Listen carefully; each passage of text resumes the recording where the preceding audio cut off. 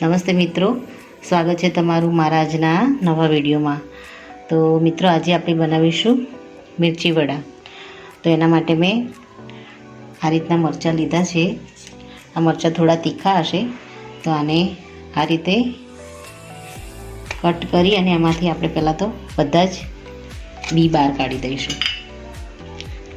આમાંથી બધા જ બીને આપણે બહાર કાઢી દઈશું। આ રીતે બધા મરચાંને આપણે પહેલાં કટ મારી દઈશું અને બધા બિયાને આપણે બહાર કાઢી લઈશું।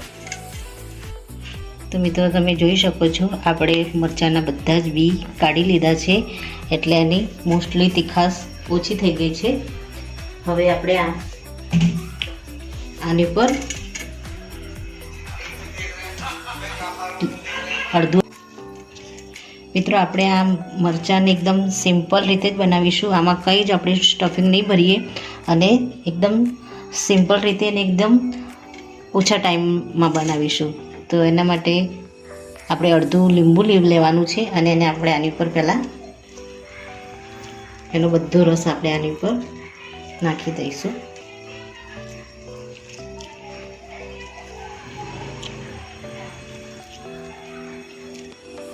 ત્યારબાદ મીઠું લઈશું આપણે થોડું, અડધી ચમચી જેટલું, અને એને આની ઉપર આ રીતે લગાવી દઈશું। હવે હાથથી આપણે આ રીતે થોડા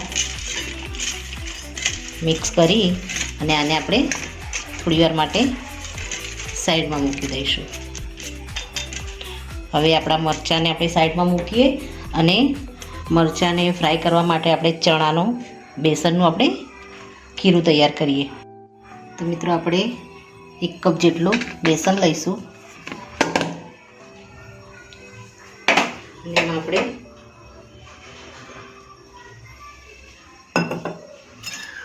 થોડું દાણા જીરું પાવડર એડ કરીશું, થોડું કાશ્મીરી મરચું છે લાલ, એને એડ કરીશું। આપણે તીખું મરચું નહીં લઈએ, કલર માટે આપણે કાશ્મીરી મરચાંનો ઉપયોગ કરીશું। અને સહેજ આપણે હળદર એડ કરીશું અને અજમાને પણ આપણે હાથથી મસળી અને આમાં એડ કરી દઈશું। હવે જરૂર પૂરતું આપણે આમાં પાણી નાખી અને એનો ગોળ તૈયાર કરી દઈશું। આપણે આ ગોળને બહુ થીક કે બહુ એકદમ પતલું નથી રાખવાનું, એકદમ મીડિયમ કરીશું।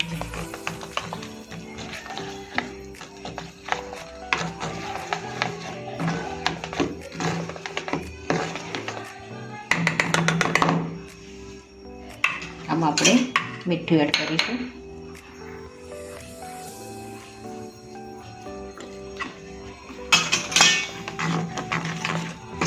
એકદમ બહુ પતલું નહીં અને બહુ થીક નહીં એવું આપણે ગોળ તૈયાર કરી દઈશું।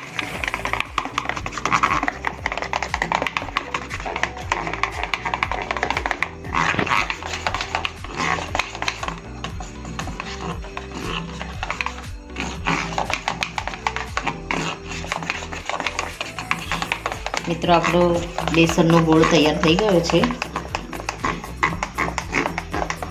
હવે આને આપણે સાઈડમાં મૂકી દઈશું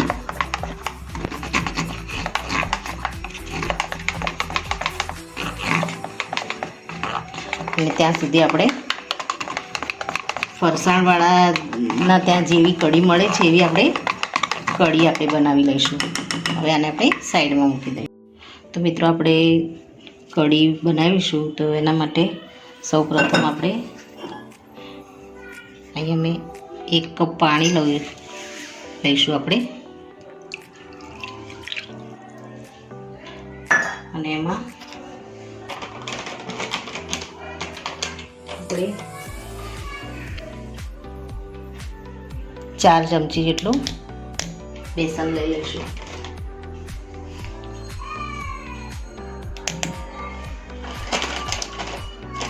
આ કઢી થોડી જાડી હોય છે,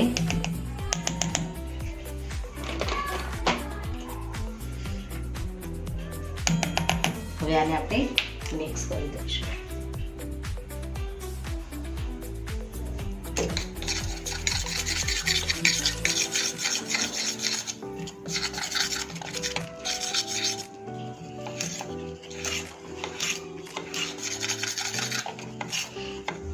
આ કઢી આપણી ગરમ થશે એટલે થોડી થીક થશે.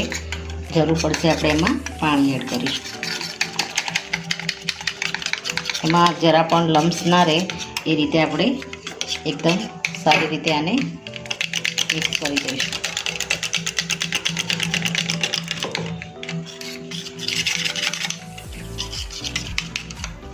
મિત્રો હવે આને આપણે સાઈડમાં મૂકી અને આપણે વઘારની શરૂઆત કરીશું. તો મિત્રો આપણે કઢી બનાવવાની શરૂઆત કરીશું. તો ગેસ ઉપર આપણું વાસણ મૂકી દઈશું અને એમાં સૌપ્રથમ તેલ ઉમેરીશું. તેલ આમાં એકદમ ઓછું જ લેવાનું છે આપણે. તો આપણું તેલ ગરમ થાય એટલે એમાં રાઈ એડ કરીશું.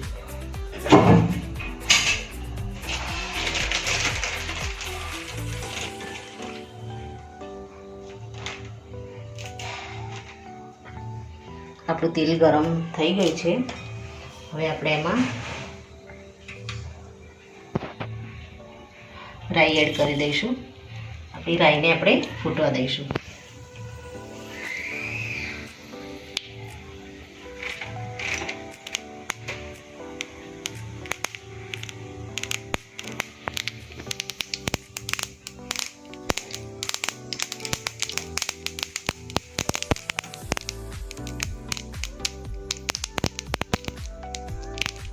રાઈ બરાબર ફૂટી ગઈ છે. હવે એમાં આપણે લીમડાના પાન એડ કરીશું.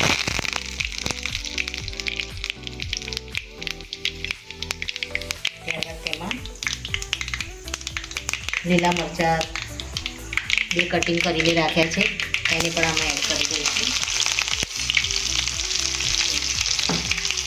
અને આખા ધાણા મેં પીસીને રાખ્યા છે એને પણ આપણે આમાં એડ કરી દઈશું. હવે આ જે લોટ તૈયાર કર્યું છે એને આપણે આમાં મૂકી દઈશું. હવે આને હલાવીશું.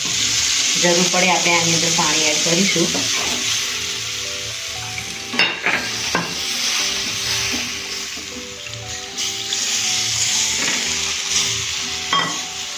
અને પાણી એડ કરી અને આ રીતે હલાવતા રહીશું તો એની અંદરથી કઠ્ઠા નહીં પડે અને આપણી કઢી એકદમ સારી તૈયાર થઈ જશે.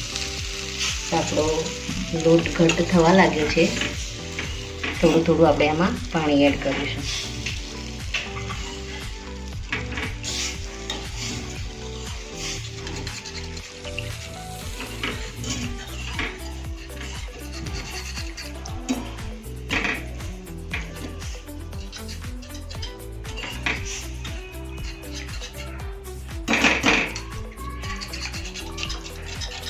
આમાં આપણે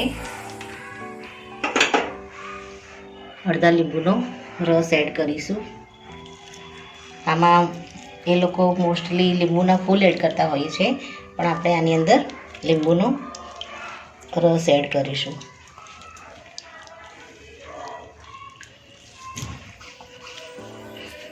આમાં આપણે થોડી ખાંડ પણ એડ કરીશું જેથી કરીને ખટ્ટી મીઠી આપણી કઢી તૈયાર થઈ જાય. મિત્રો આપણી કઢી ઉકળી રહી છે. આમાં આપણે થોડી ખાંડ એડ કરી દઈશું.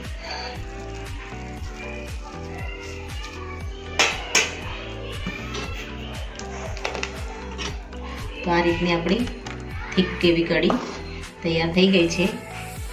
એકાદ મિનિટ આપણે રાખી અને આને બહાર લઈ લઈશું.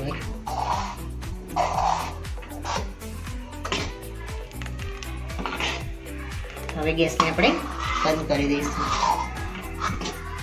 આ કઢીને ઉકળતા વાર નથી લાગતી. થોડી વાર માટે આપણે આને હલાવી અને કન્ટિન્યુ ઉકાળીએ તો સરસ રીતે ઉકળી જાય છે અને એની થિકનેસ પણ સારી આવી જાય છે. તો મિત્રો આપણી કઢી રેડી થઈ ગઈ છે. હવે આને આપણે ગેસને બંધ કરી દઈશું અને આપણે ભજીયા મરચાંના જે વડા છે એને આપણે તળવાની શરૂઆત કરીશું. તો મિત્રો, આપણા મરચાંમાં આપણે લીંબુનો રસ અને મીઠું નાખીને મૂક્યા હતા. તો હવે આને આપણે ડીપ કરી અને તળવાની શરૂઆત કરી દઈશું. તો આપણે સૌ પ્રથમ તો ગેસ ઉપર તેલ મૂકી દઈશું અને આપણને આ રીતે આની અંદર ડીપ કરી અને ફ્રાય કરતાં ફાવે એ માટે આપણે બેટરને એક ગ્લાસમાં લઈ લઈશું. આમાંથી આપણા હાથ પણ ગંદા નહીં થાય અને આપણને તળવામાં પણ એકદમ ઇઝી રહેશે.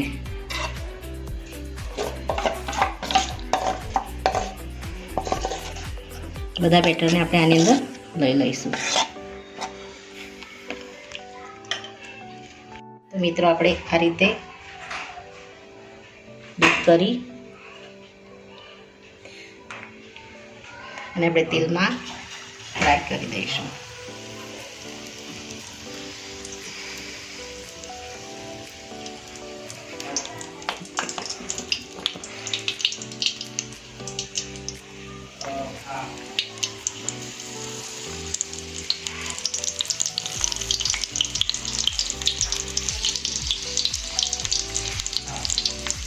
આપણે આમાં જેટલા સમાય એટલા મરચાં આપણે આની અંદર એડ કરી દઈશું. ગેસને આપણે મીડિયમ રાખીશું.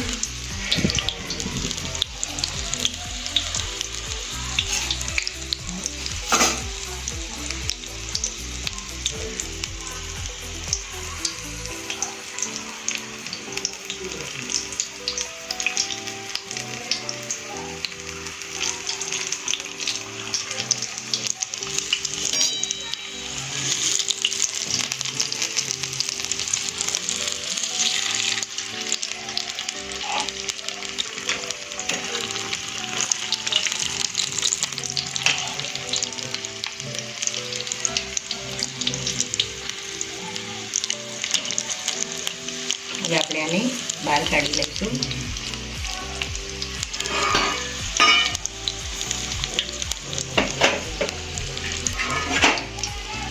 આ રીતે બધા જ આપણે મિર્ચી વડાને આપણે ફ્રાય કરી લઈશું.